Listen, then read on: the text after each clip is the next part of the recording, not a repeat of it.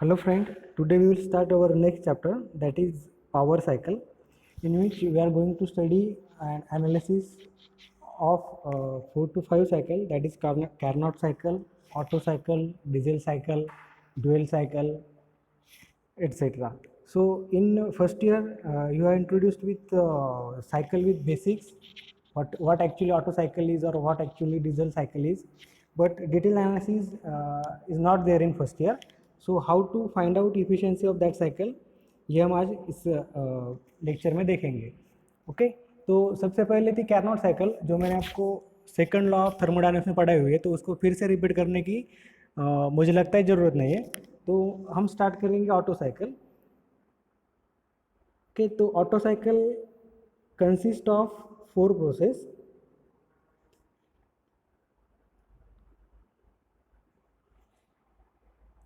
Two adiabatic and 2 constant volume process. Okay, so 1 to 2 is nothing but adiabatic compression, 2 to 3 heat addition at constant volume, 1 to 2 adiabatic compression, 2 to 3 heat addition at constant pressure, मतलब यहाँ पर आप heat add करते हो, 3 to 4 adiabatic expansion, 4 to 1 heat rejected at constant volume.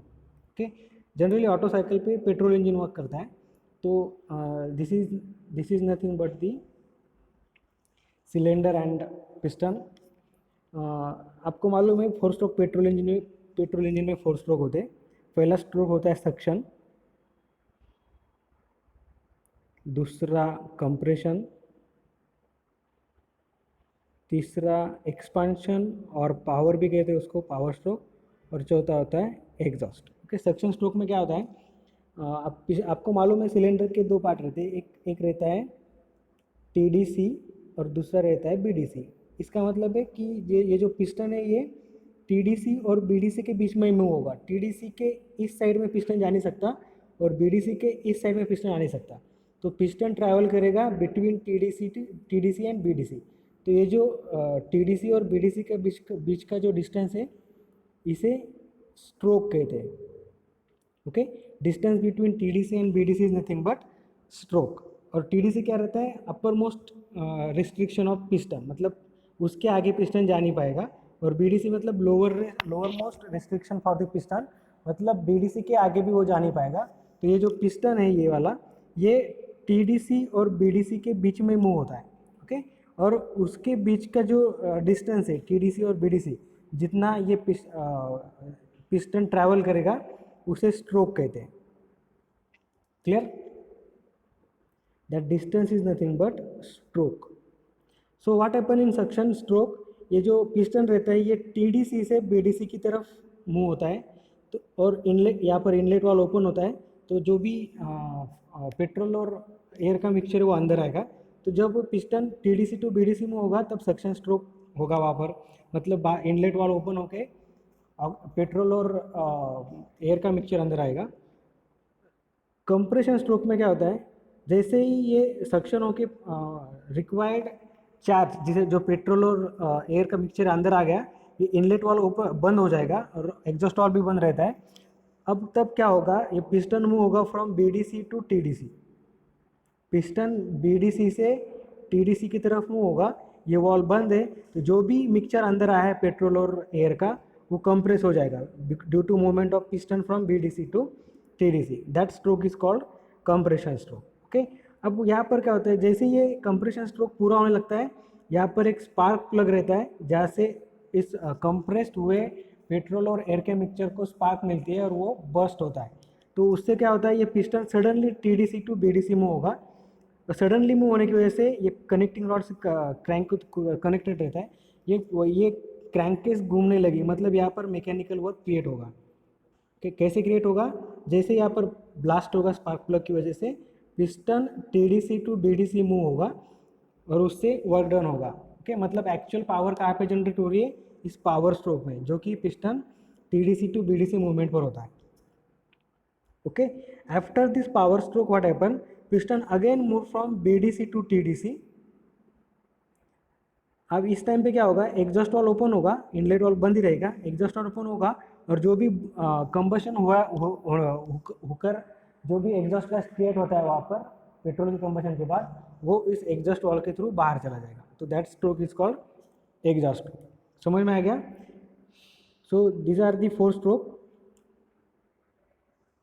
अब ये जो कुछ ज़रूरी चीज़ें मैं आपको बोलना चाहूँगा, ये टीडीसी है और ये बीडीसी है। टीडीसी के इस साइड पिस्टन जा नहीं पाएगा। ये जो सिलेंडर हेड रहता है और टीडीसी रहता है, इसके बीच में जो गैप रहता है इसे कहते हैं क्लियरेंस।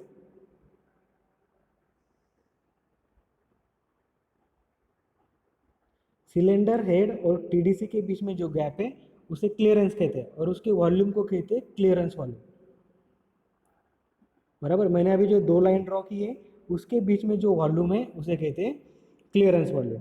और पिस्टन टीडीसी टू बीडीसी में होता है, तो टीडीसी और बीडीसी के बीच में जो वॉल्यूम है उसे कहते हैं स्वेप्ट वॉल्यूम। क्लियर? मतलब जितना पार्ट पिस्टन स्वेप्ट करेगा उस पार्ट का volume is nothing but swept volume. BDC से टीडीसी के बीच में जो वॉल्यूम है उसे कहेंगे स्वेप्ट वॉल्यूम, और टीडीसी टू सिलेंडर हेड जो वॉल्यूम है उसे कहते हैं clearance volume. So total volume of the cylinder is nothing but swept volume plus clearance volume. This V is nothing but total volume of this cylinder. Okay, total volume of cylinder is nothing but swept volume plus clearance volume. ये कुछ basic चीज़ें थी जो आपको मालूम होने चाहिए। तो जो ऑटो साइकिल है, auto cycle consist of 4 process. 1 to 2 adiabatic compression, 2 to 3 heat addition at constant pressure, sorry constant volume, मतलब स्पार्क के थ्रू हम जो हीट ऐड करते हैं वो कांस्टेंट वॉल्यूम पे ऐड करते हैं, तो 2 to 3 वो इंडिकेट करेगा। 3 to 4 हीट एडियाबैटिक एक्सपेंशन, ये पावर स्ट्रोक में होता है, यहाँ पर एक्चुअली पावर क्रिएट होती है। और 4 to 1 heat rejected at constant volume, मतलब जो एग्जॉस्ट स्ट्रोक है। Clear? 1 to 2 is compression, 2 to 3 heat addition at constant volume, 3 to 4 power stroke or expansion stroke, and 4 to 1 exhaust stroke or heat rejected at constant volume. Clear? तो यहाँ पर इस PV diagram को आप carefully देखो। ये जो डॉटेड लाइन दिखाई है ये इंडिकेट करता है टीडीसी, और इधर की जो डॉटेड लाइन है ये इंडिकेट करता है बीडीसी। ओके, मतलब जैसे पिस्टन टीडीसी से बीडीसी मूव होगा फ्रेश एयर अंदर आएगी, जैसे पिस्टन बीडी से आएगा तो ये जो पूरा वॉल्यूम है सिलेंडर का वो पेट्रोल और एयर के मिक्सचर से भर जाएगा। ओके, और ये देखो जो बीडीसी और सिलेंडर हेड के बीच में जो वॉल्यूम है उसे हम क्लियरेंस वॉल्यूम कहेंगे, और ये जो बीडीसी और टीडीसी के बीच में वॉल्यूम है ये स्वेप्ट वॉल्यूम है। क्लियर? तो ये टोटल हुआ सिलेंडर का वॉल्यूम। क्लियर? सो अब यहाँ पर क्या होगा, 3 to 4 हमें पावर मिलेगा, मतलब यहाँ पर वर्क प्रोड्यूस होगा, क्रिएट होगा। और 1 to 2 पिस्टन को बीडीसी टू टीडीसी में होना पड़ता है, तो थोड़ा वर्क यहाँ पर कंज्यूम होगा जो भी हम प्रोड्यूस करेंगे। क्लियर? तो नेट वर्क लगन कितना आएगा, ये वर्क माइनस ये वर्क, और ये उसका टीएस डायग्राम है। This is TS diagram and this is PV diagram. ये चीज़ बहुत इंपॉर्टेंट है, ये आपको समझ में आ गई तभी आपको ये पीवी डायग्राम समझ में आएगा। क्लियर? सो अब हम उसकी इफिशिएंसी निकालेंगे।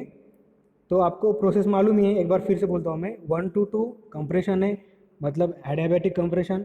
2 to 3 heat addition at constant pressure, जो हम स्पार्क के थ्रू हीट देते हैं।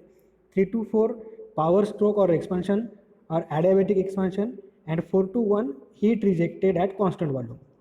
क्लियर? यहाँ पर हम हीट सप्लाई कर रहे हैं 2 to 3 और 4 to 1 पे हीट रिजेक्ट हो रही है। क्लियर? तो अब हम इसका देखिए कितना हीट सप्लाई हुआ वो निकाला।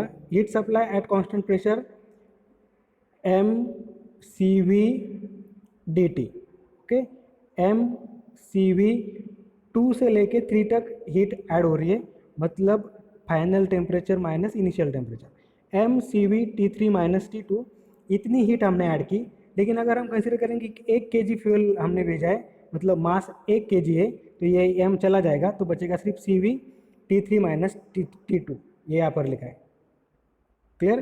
सिमिलरली कितनी हीट रिजेक्ट हो रही है, या 4 to 1 पे दिखेगा आपको, M C we T4 minus T1, अब यहाँ पर मैंने T1 माइनस T4 क्यों नहीं लिया, क्योंकि हीट रिजेक्टेड हम माइनस लेते। Okay, so minus M C V, ये आएगा T1 माइनस T4, माइनस से हमने उसको अंदर डाल दिया तो ये होगा T4 माइनस T1, तो इतनी हीट रिजेक्ट हो गई। क्लियर? तो आपको समझ में आ गया, this is heat rejected, sorry heat supplied and heat rejected. अब कितना वर्क होगा यहाँ पर, हमने हीट सप्लाई की, उसमें से कुछ रिजेक्ट हो गई, तो कितना वर्क में कन्वर्ट हो गया, heat supplied equals to work plus heat rejected, ये हमने फर्स्ट लॉ में देखा है। तो W क्या होगा सेकंड लॉ में, तो W क्या होगा, QS माइनस QR, मतलब heat supplied minus heat rejected. तो heat supplied CV T3 minus T2 minus heat rejected minus CV T4 minus T1, ये हो गया वर्क डन। अब हमें इसकी इफिशियंसी निकालनी है।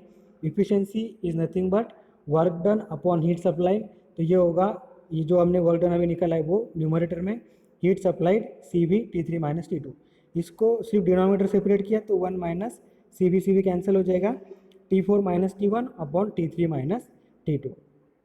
यहाँ पर क्या किया, डिनोमिनेटर सेपरेट किया, पहले CV कैंसिल हो जाएगा, बाद में डिनोमिनेटर सेपरेट करने के बाद आपको ये मिलेगा। अब देखो कुछ दूसरी की इंपॉर्टेंट टर्म्स हैं, जैसे कि कंप्रेशन रेशो। कंप्रेशन रेशो मतलब हम 1 से 2 कंप्रेस कर रहे हैं, मतलब कितना कंप्रेस कर रहे हैं, तो it is nothing but V2 by V1, कहाँ से हमने कहाँ तक कंप्रेस किया, this is nothing but compression ratio, मतलब final compression volume upon initial compression volume. Suppose हमने 1 बार से लेकर 4 बार तक कंप्रेस किया, तो इसका कंप्रेशन रेशो क्या हो गया, 4/1, तो हम इन टर्म्स ऑफ वॉल्यूम लिखेंगे V2 upon V1। Okay, this is nothing but compression ratio.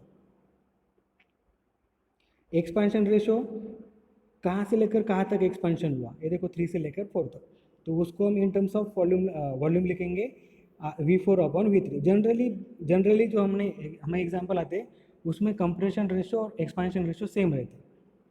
अब प्रोसेस 1 to 2 को कंसिडर करो।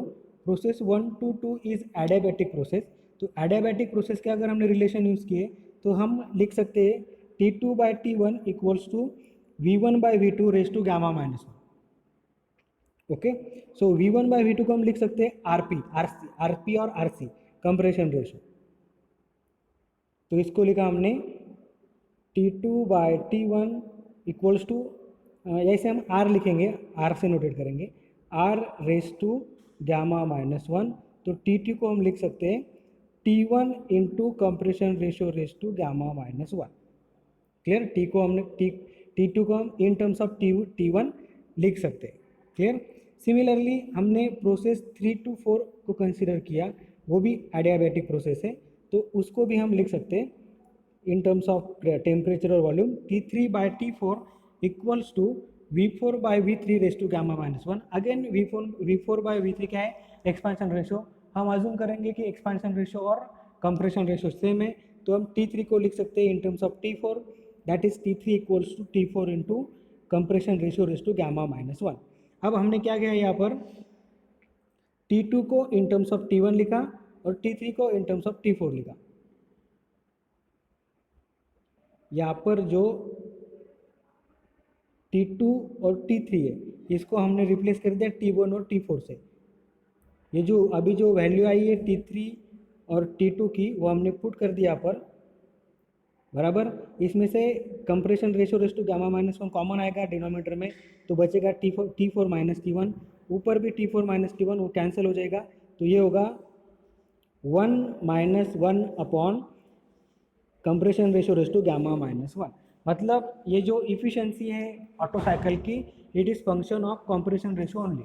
जैसे हम कंप्रेशन रेशो चेंज करेंगे वैसे उसकी इफिशियंसी चेंज होगी। अभी एयर स्टैंडर्ड इफिशियंसी क्या है, सिंपली आप ध्यान में रखो, air standard efficiency means we are using fuel as a air, मतलब एयर को हम fuel as a fuel use करते हैं। ओके, मतलब instead of petrol auto cycle में हम एयर सप्लाई करेंगे और एयर से जो उसकी इफिशियंसी मिलती है उसे कहेंगे एयर स्टैंडर्ड इफिशियंसी। ओके, तो एयर स्टैंडर्ड इफिशियंसी मतलब उसका जो फ्यूल है वो एयर है और उस पे से जो इफिशियंसी मिल रही है it is nothing but air standard efficiency of auto cycle. तो efficiency of Otto cycle is function of compression ratio only, means as compression ratio changes efficiency will changes. So how we can maximize this efficiency of Otto cycle? Just by maximizing the compression ratio. जैसे हमने compression ratio बढ़ाया वैसे क्या होगा, ये term छोटी हो जाएगी, मतलब 1 से कम पार्ट अगर माइनस हो गया तो ज़्यादा एफिशिएंसी मिलेगी, बराबर। मतलब फॉर मैक्सिमम एफिशिएंसी ये जो 1 upon compression ratio raise to gamma minus 1 है, ये वैल्यू कम से कम होनी चाहिए। ये वैल्यू कम से कम कब होगी, जब उसका डिनोमीटर ज़्यादा होगा, ओके। और उसका डिनोमीटर कब ज़्यादा होगा, जब कंप्रेशन रेशियो ज़्यादा होगा। सो जैसे कंप्रेशन रेशियो बढ़ेगा ऑटो साइकिल की एफिशिएंसी बढ़ेगी, ओके। अब हम निकालेंगे वर्क डन। वर्क डन, कितना वर्क डन हमें मिल रहा है, अब यहाँ पर देखो, यहाँ पर वर्क प्रोड्यूस हो रहा है, यहाँ पर वर्क कंज्यूम हो रहा है, तो नेट वर्क हमें कितना मिलेगा, ये इसका वर्क माइनस कंप्रेशन के लिए लगने वाला वर्क, ओके। तो जो कितना वर्क हम प्रोड्यूस कर रहे हैं वो प्रोसेस 3 to 4 में P3 V3 minus P4 V4 upon gamma minus 1, this is formula for work done for adiabatic cycle. और कितना वर्क कंप्रेशन के लिए लग रहा है, P2 V2 minus P1 V1 upon gamma minus 1, again this is work required in adiabatic process, okay. तो यहाँ पर हम इसे सिंप्लीफाई करेंगे, हम P3/P4 को गामा लिख सकते हैं, gamma raise to sorry R raise to gamma लिख सकते हैं बाय यूजिंग रिलेशन P और V के रिलेशन यूज करके। What we can write, P3 upon P4 equals to V4 upon V3 raise to gamma, okay. Similarly P3/P2 equals to P4/P2, क्योंकि हमने assume किया है कि एक्सपेंशन रेशियो और कंप्रेशन रेशियो सेम है, मतलब P3/P2 और P4/P1 सेम रहेंगे, क्लियर। सो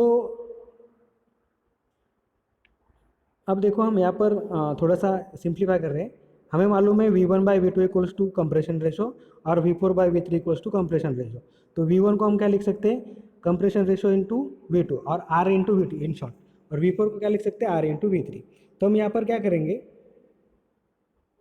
इसमें से हमने P4 V4 कॉमन ले लिया और इसमें से हमने P1 V1 कॉमन ले लिया। देखो P4 V4 कॉमन लेने के बाद यहाँ पर क्या बचेगा, ये गामा माइनस 1 बाहर आ गया, यहाँ पर P3 V3 upon P4 V4 minus 1 minus P1 V1 common लेने के बाद क्या बचेगा, ये इसमें P2 V2 minus P1 V1 minus 1, okay. इसको हमने रीअरेंज किया, मतलब V4 की जगह पर R V3 लिख दिया, ओके। और सॉरी V4 की जगह पे नहीं, ये जो V3/V4 है, V3/V4 की जगह पे R लिख दिया 1/R, क्योंकि R इक्वल्स टू V4/V3, तो V3/V4 क्या आएगा, 1/R, क्लियर। और V2/V1 की जगह पे भी 1/R, क्योंकि R क्या है, V1/V2, ओके। तो या थोड़ा सा सिंप्लीफिकेशन के बाद हमें क्या मिलेगा, यहाँ पे V4 और V1 बाहर आ गया, ओके। तो क्या बचेगा, P4, क्योंकि V1 इक्वल्स टू V4 है, P4 into bracket minus P1 into bracket gamma minus 1 upon sorry R raise to gamma minus 1 minus 1, okay. तो ये हो गया, after simplification what will get, P1 V1 upon gamma minus 1 into R raise to gamma minus 1 minus 1 into RP minus 1, okay. तो यहाँ से यहाँ पर क्या क्या, सिर्फ P1 कॉमन निकाल लिया, P1 बाहर चला जाएगा, P4/P1 is nothing but RP। तो ये हो गया वर्क डन। हमें मीन इफेक्टिव प्रेशर निकालना है। मीन इफेक्टिव प्रेशर मतलब क्या है, अब यहाँ पर देखो टीवी डायग्राम पे प्रेशर कहाँ से चेंज हो रहा है, 1 से लेकर 2 3 4, मतलब 1 से लेकर 2 तक बढ़ेगा, 2 से लेकर 3 तक फिर बढ़ेगा, 3 से 4 तक बढ़ेगा, कम हो जाएगा, और 4 से 1, मतलब प्रेशर चेंजेस हो रहा है। अगर हम इस प्रोसेस को इमेजनरीली एक ऐसे प्रेशर पे कांस्टेंट रखेंगे जो सेम आउटपुट देगा, मतलब जितना वर्क डन यहाँ पर मिलता है उतना ही वर्क डन यहाँ पर मिलेगा। समझ में आ रहा है मैं क्या बोल रहा हूँ, यहाँ पर प्रेशर चेंज हो रहा है। अगर हमने ऑटो साइकिल को एक ऐसे pressure, this is imaginary pressure, ऐसे प्रेशर पे वर्क कराया जिससे उस यहाँ पर जितना वर्क आउटपुट मिल रहा है उतना ही आउटपुट यहाँ पर मिलेगा, तो उस प्रेशर को कहते हैं मीन इफेक्टिव प्रेशर, ओके। इस प्रेशर पे ऑटो साइकिल काम करने के बाद उतना ही वर्क डन देगी जितना यहाँ पर, तो इसको हम कैसे लिख सकते हैं, ये हमारा ये वो मीन इफेक्टिव प्रेशर, मतलब 1 2 3 4 सब इसी में हो रहा है। ये हमारा P1 और ये हमारा P2, मतलब ये स्वेप्ट वॉल्यूम है। तो ये जो area under this curve is nothing but work done, और वो वर्क डन हमें कितना मिलना चाहिए, जितना इस केस में मिलता है। ओके, इसका वर्क डन कैसे निकालेंगे, इसका एरिया कैसे निकालेंगे, this is nothing but mean effective pressure. Okay, और ये क्या है, स्वेप्ट वॉल्यूम, तो इसका एरिया कैसा आएगा, mean effective pressure into swept volume, और ये वर्क कितना है, जितना यहाँ पर आ रहा है। समझ में आ रहा है, this is mean effective pressure, मतलब एट कांस्टेंट प्रेशर, इस प्रेशर पे अगर ऑटो साइकिल चलाते हैं तो उतना ही वर्क डन मिलेगा जितना इस केस में मिलेगा। हाँ ठीक है, तो उसका फॉर्मूला क्या है, work equals to mean effective pressure into swept volume. तो ये हो रहा हमारा मीन इफेक्टिव प्रेशर, तो this is nothing but work done, यहाँ तक वर्क डन है, divided by swept volume V1/V2, ये हमें मीन इफेक्टिव प्रेशर देगा। मतलब work done equals to mean effective pressure into swept volume. तो मीन इफेक्टिव प्रेशर क्या आएगा, work upon swept volume. So mean effective pressure equals to work divided by swept volume. तो ये जो रहा, ये work done divided by V1 - V2, ये swept volume रहा। इसमें यहाँ पर हम इसे सिंप्लीफाई कर रहे थे, थोड़ा सा रीअरेंज कर लिया, V1/V2 नीचे लिख लिया, ये हमें यहाँ पर मिला था, ये हमने यहाँ पर लिख दिया। ओके, यहाँ पर या डिनोमीटर में हमने क्या किया, हम क्या V2 को in terms of compression ratio लिख दिया। कंप्रेशन मतलब V2 equals to V1 upon क्या, R। सो R आपको मालूम है R क्या है, V2/V1। तो V2 को हम क्या लिख सकते हैं, V1 into R compression, sorry V1 को हम क्या लिख सकते हैं, V2 अपॉन कंप्रेशन रेशो, जो यहाँ पर लिखा है। ओके, अब यहाँ से हम क्या करेंगे, V1 कॉमन लेंगे, तो क्या होगा यहाँ पर R-1 अपॉन R। क्लियर, और ये V1 इस V1 के साथ कैंसिल हो जाएगा, तो क्या बचेगा, यहाँ पर देखो P1 into R in bracket R⁻1 in another bracket Rp-1 divided by Γ-1 into R-1। So this is formula for mean effective pressure, this is formula for work done, and this is formula for air standard efficiency of Otto cycle.